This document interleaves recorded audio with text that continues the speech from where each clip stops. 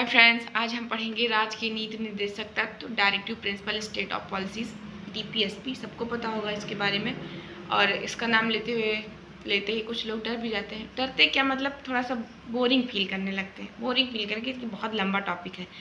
सबसे पहले तो माइंड में एक ही क्वेश्चन आता है 36 से 51। 36 से 51 मतलब 36 से 51 आर्टिकल पढ़ने पड़ते हैं इसमें। और मेरे हिसाब से 14-15 आर्टिकल है भी इसमें, काफ़ी आर्टिकल्स हैं और बहुत तरीके के रूल्स भी हैं जो बहुत आगे चल के अगर आप एक बार दो बार पढ़ोगे फिर सब कन्फ्यूजन हो जाएगा, सब मैसेज हो जाएगा, उसी में एक ही में मिल जाएगा, फिर आप कन्फ्यूज हो जाओगे।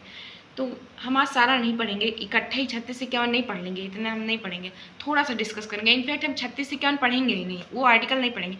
आज हम सिर्फ इसके बारे में डिस्कस करेंगे। किसके बारे में? डीपीएसपी के बारे में, कि इसमें क्या है। इसके अलावा 36 से 51 के अलावा जो क्वेश्चन आते हैं वो कैसे आते हैं, कहाँ से आते हैं, कितने क्वेश्चन हैं इंपॉर्टेंट जो पूछे जाते हैं, उसके बारे में डिस्कस करेंगे। अभी मैंने जैसे इसको पढ़ा था तो मैंने नोट्स भी बनाए। ये देखो मेरी कॉपी, नोट्स नहीं है, ये मेरी रफ कॉपी है जो मैंने अपने हाथ से बनाया कॉपी पेज फाड़ के। तो मैंने इसको लिखा 8-10 क्वेश्चन जो थे, तो मैं सोचे डिस्कस कर लेते हैं। इंपॉर्टेंट क्वेश्चन है, ठीक है, तो इसके बारे में पढ़ते हैं। तो देखो सबसे पहले तो क्वेश्चन आता है कि डीपीएसपी मतलब राज्य के नीति निर्देशक तत्व क्या है, ये मतलब कैसा अधिकार है।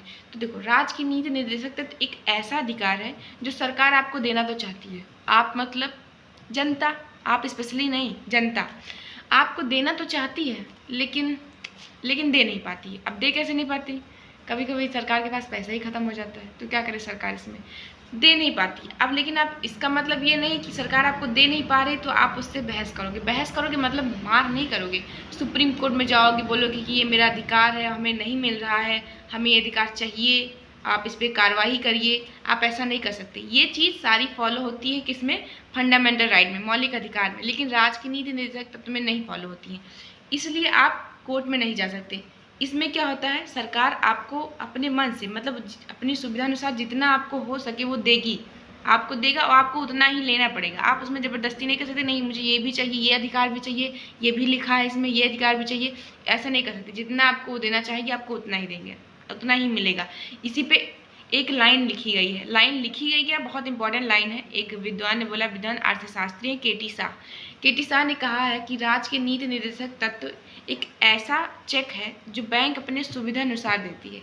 ये बहुत ही इम्पॉर्टेंट लाइन है और ये पेपर में पूछा भी जाता है कि राज्य के नीति निर्देशक तत्व एक ऐसा चेक है जो बैंक अपने सुविधा अनुसार देती है। ये किसने कहा था? तो केटी शाह ने कहा था। बैंक अपनी सुविधा अनुसार देती, नहीं समझ में, अपने लैंग्वेज में बताएं। देखो इसमें कहा गया है कि ये राज्य की नीति निर्देशक तत्व डीपीएसपी एक ऐसा चेक है जो आप काटोगे तो आप मतलब अपने मन से आप काटोगे, लेकिन आपको सरकार अपने हिसाब से देगी कि आपको कैसे, कहाँ पे क्या क्या मिल रहा है। चेक आप काटोगे लेकिन सरकार अपने हिसाब से देगी, वो मैनेज करके देगी। बस यही इसमें है, इतना, ठीक है। ये तो हो गया। अब दूसरा क्वेश्चन आता है कि इसका उद्देश्य क्या है, मतलब डीपीएसपी का उद्देश्य क्या है, भाई क्यों बनाया गया? कोई ना कोई तो रीज़न रहता है ना सबका, क्यों बनाया गया। अभी मैं लास्ट में आपको एक थोड़ा सा इमेजिन करवाऊंगी, उसमें आपको थोड़ा सा इजीली हो जाएगा, मतलब 4-5 क्वेश्चन लपेटे में आ जाएंगे और वो आपको याद हो जाएगा अच्छे से। लेकिन जितना कहेंगे इमेजिन करने के लिए बस उतना ही करना, एक्स्ट्रा नहीं तो फिर एक्स्ट्रा फिर ज़्यादा हो जाएगा, ठीक है। तो दूसरा क्या पॉइंट बताने जा रही थी कि इसका उद्देश्य क्या है। देखो डीपीएसपी का उद्देश्य क्या है कि सामाजिक व्यवस्था का निर्माण करना। सामाजिक व्यवस्था क्या? जनता के कल्याण के लिए सामाजिक व्यवस्था जो हो सके उसको प्रोत्साहित करना और आगे बढ़ाना। प्रोत्साहित मतलब जो अच्छे कार्य हैं उनको, व्यवस्था को उसी जनता कल्याण में व्यवस्था करना, व्यवस्थापित करना और उसको आगे बढ़ाना, बस यही है इसमें इसका उद्देश्य है, ठीक है। अब हम क्वेश्चन पढ़ें। क्वेश्चन मेरे नोट्स में है, नोट्स में नहीं मतलब रफ में है, जो मैंने लिखे हैं उसको हम देख के पढ़ेंगे। मुझे क्वेश्चन पूरा नहीं लर्न नहीं है, ठीक है। तो पहला क्वेश्चन है कि राज्य के नीति निर्देशक तत्वों को भारतीय संविधान की अनोखी विशेषता किसने कही। मतलब राज्य के डीपीएसपी को भारतीय संविधान की अनोखी विशेषता किसने कही है। अनोखी विशेषता, अभी क्वेश्चन आ जाए कि डीपीएसपी को मतलब राज्य के नीति निर्देशक तत्व को अनोखी विशेषता किसने कहा, तो किसने कहा है। अभी ऑप्शन में आ जाए डॉक्टर राजेंद्र प्रसाद, भीमराव अम्बेडकर, जवाहरलाल नेहरू, या एक और सलाहकार थे, क्या नाम था उनका, संविधान सलाहकार थे, उनका नाम था बी एन राव। तो आप किसको टिक करेंगे आप? तो आपको टिक करना है भीमराव अम्बेडकर को। किसको? भीमराव अम्बेडकर को। भीमराव अम्बेडकर ने राज्य के नीति निर्देशक तत्व को अनोखी विशेषता कहा है। क्या कहा है? अनोखी विशेषता, ठीक है। यह पहला क्वेश्चन हो गया। दूसरा क्वेश्चन, ये तो मैंने भी बता दी। दूसरा क्वेश्चन की मतलब राज्य की नीति निर्देशक तत्व एक ऐसा चेक है जो बैंक अपनी सुविधा अनुसार देता है। वो केटी शाह ने कहा था। ठीक है, ये दूसरा क्वेश्चन हो गया। तीसरा क्वेश्चन क्या है? तीसरा क्वेश्चन है डीपीएसपी को संविधान की आत्मा किसने कहा? ये इंपॉर्टेंट क्वेश्चन है। देखो, आर्टिकल 32 को संविधान की आत्मा किसने कहा? सबको पता है कि डॉक्टर भीमराव अम्बेडकर ने कहा कि ये संविधान की आत्मा है। लेकिन डीपीएसपी को मतलब राज्य के नीति निर्देशक तत्व को किसने संविधान की आत्मा कहा? ये किसको पता है? बताए जरा से। देखो, इसको कहा है जी ऑस्टिन ने। जी ऑस्टिन ने क्या कहा है? डीपीएसपी को संविधान की आत्मा कहा। किसने? जी ऑस्टिन ने। इंग्लिश नाम है इनका। ठीक है, नेक्स्ट क्वेश्चन है तीसरा क्वेश्चन। तीसरा क्वेश्चन है कि प्रशासकों की आचार संहिता किसे कहा जाता है? अब इसमें ऑप्शन में कौन कौन से क्वेश्चन डाल सकता है? ऑप्शन में मौलिक अधिकार को, मौलिक कर्तव्य को, राज्य के नीति निर्देशक तत्व को, इनमें से कोई नहीं। तो आप क्या सिलेक्ट करोगे? तो आप सिलेक्ट करोगे राज्य के नीति निर्देशक तत्व को, मतलब डीपीएसपी को। डीपीएसपी को प्रशासकों की आचार संहिता कहा गया है। क्या कहा गया है? प्रशासकों की आचार संहिता। ठीक है, क्वेश्चन हो गया। नेक्स्ट क्वेश्चन है कि डीपीएसपी को कहाँ से लिया गया है? डीपीएसपी की, ये तो कॉमन क्वेश्चन सबको पता है। डीपीएसपी को कहाँ से लिया गया है? आयरलैंड से। अभी मैंने एक क्वेश्चन पढ़ा था, मैं एक आईएएस प्रीलिम्स की बुक पढ़ रही थी, तो उसमें मैंने पढ़ा था, एक क्वेश्चन आया था कि जो राज्य के नीति निर्देशक तत्व है उसको तो आयरलैंड से लिया गया है, आयरलैंड की क्रांति से लिया गया है, लेकिन आयरलैंड ने इसको कहाँ से लिया है? अब देखो क्वेश्चन कितना घुमा के बोले कि आयरलैंड ने इसको कहाँ से लिया है। अब भारत ने तो आयरलैंड से लिया, आयरलैंड ने कहाँ से लिया? तो आयरलैंड ने इसको स्पेन से लिया था। कहाँ से लिया था? स्पेन से। अब स्पेन से कहाँ, स्पेन से किसने, मतलब स्पेन कहाँ से लिया? तो स्पेन कहीं से नहीं लिया, इसका खुद का बनाया हुआ। अगर आप स्पेन ढूंढोगे तो ऐसे ढूंढते रह जाओगे, नहीं मिलेगा आपको आंसर। ठीक है, तो आयरलैंड से लिया गया है डीपीएसपी को, इंडियन कॉन्स्टिट्यूशन में। नेक्स्ट क्वेश्चन है कि ये तो मैंने भी बताया, डीपीएसपी का उद्देश्य क्या है? डीपीएसपी का उद्देश्य क्या है? जनता के कल्याण को प्रोत्साहित करने वाली सामाजिक व्यवस्था का निर्माण करना। जनता के कल्याण को प्रोत्साहित करने वाली सामाजिक व्यवस्था का निर्माण करना, कि मतलब जनता के लिए क्या क्या हित में है, क्या क्या उनके हित में नहीं है, वो चीज़ सारी व्यवस्था को अच्छे से मैनेजमेंट करना। ये क्वेश्चन हो गया। एक क्वेश्चन तो आपको पता होगा कि डीपीएसपी को किस भाग में रखा गया है? तो भाग 4 में रखा गया है। और ये उससे भी कॉमन क्वेश्चन है कि डीपीएसपी को किस अनुच्छेद के अंतर्गत रखा गया? तो 36 से 51 के अंतर्गत रखा गया। इतने क्वेश्चन हो गया इधर से। और इधर लिखा मैंने नहीं लिखा। अब हम उस टॉपिक की बात करते हैं, इमेजिनेशन की बात करते हैं, जो मैंने भी स्टार्टिंग में बताया था आपको।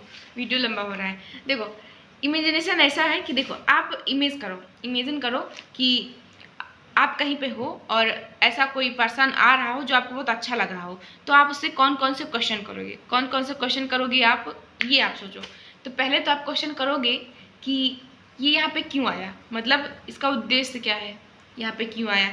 तो आप ऐसे ही इसके बारे में, मतलब नहीं, तो पहले ये क्वेश्चन करो कि वो कौन है। अब हम भी तो क्वेश्चन बना रहे हैं ना, तो टाइम तो लगेगा। वो कौन है जो आपको अच्छा लग रहा है, जो आ रहा है सामने? मान लो डीपीएसपी आ रही है। अब डीपीएसपी को नाम क्या दें?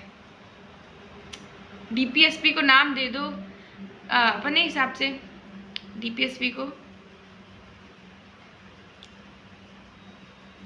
डार्लिंग परम सुंदरी ना, बढ़िया है, डार्लिंग परम सुंदरी। अब डार्लिंग परम सुंदरी सामने से आ रही हैं, तो आप क्या क्या सोचोगे उनके बारे में? क्या क्या सोचोगे? आप पहले तो सोचोगे कि ये कौन है। तो आप जैसे राजनीति निर्देशक, तो मैंने बताया ये कौन है, तो आपने बता दिया कि कैसा अधिकारी, कौन सा है। फिर आपके मन में क्वेश्चन आएगा कि इनका उद्देश्य क्या है यहाँ पे आने का।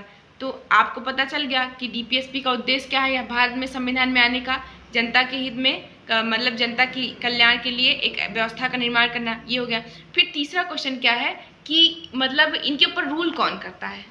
अब जैसे कोई है पर्सन, तो उसके ऊपर कोई तो शासन करता है ना। शासन कौन करेगा? पड़ोसी थोड़ी करेंगे, उसके पेरेंट्स करेंगे। तो डीपीएसपी पे रूल कौन करता है, इस पर शासन कौन करता है? तो राज्य सरकार और केंद्र सरकार। डायरेक्टिव स्टेट प्रिंसिपल पॉलिसी पे कौन शासन करता है? राज्य सरकार और केंद्र सरकार। राज्य के नीति निर्देशक तत्व पे कौन शासन करता है? राज्य सरकार और केंद्र सरकार। ठीक है, इतना क्वेश्चन है। फिर एक क्वेश्चन आता है कि जैसे क्वेश्चन आएगा कि हमें इनके बारे में जानने को कहाँ मिलेगा, मतलब हम कहाँ पे जाएं कि इनके बारे में मुझे और ज़्यादा जानने को मिल जाए। तो प्रेजेंट टाइम में तो सोशल मीडिया है, लेकिन हम कॉन्स्टिट्यूशन की बात करें तो कॉन्स्टिट्यूशन में आप देखो कि हम डीपीएसपी को अगर हमें जानना है, डीपीएसपी को, डार्लिंग परम सुंदरी को, तो हम कहाँ पे जाएं? तो अगर आपको डार्लिंग परम सुंदरी के बारे में जानना है तो आप कहाँ पे जाओगे? आप कॉन्स्टिट्यूशन में भाग 4 खोलोगे और उसमें 36 से 51 खोलोगे। फिर आप उसको पूरा पढ़ोगे तो आपको एकदम से समझ में आ जाएगा कि इसमें क्या क्या है, डार्लिंग परम सुंदरी के बारे में क्या क्या लिखा है, इसमें क्या क्या रूल्स हैं, कैसे कैसे इनको फॉलो किया जाता है, कौन कौन इनको फॉलो करता है, कौन कौन इनको रूल बनाता है। ठीक है, ये सारे आपको देखने को मिल जाएंगे।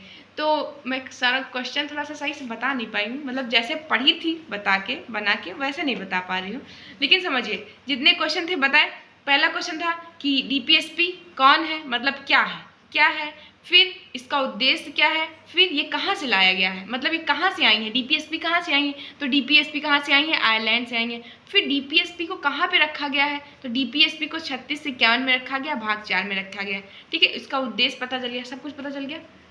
थोड़ा सा इस मैनेजमेंट नहीं हो पाया, आप थोड़ा सा ही कर लेना। ठीक है, ये तो हो गया, इतना बस इतना ही था इसमें डायरेक्टिव स्टेट पॉलिसीज में जितने क्वेश्चन थे मैंने सब बता दिया। अब हम अगले बार जब पढ़ेंगे तो इसके आर्टिकल्स को पढ़ेंगे। Okay, thank you and keep supporting नवा स्टाफ लर्निंग।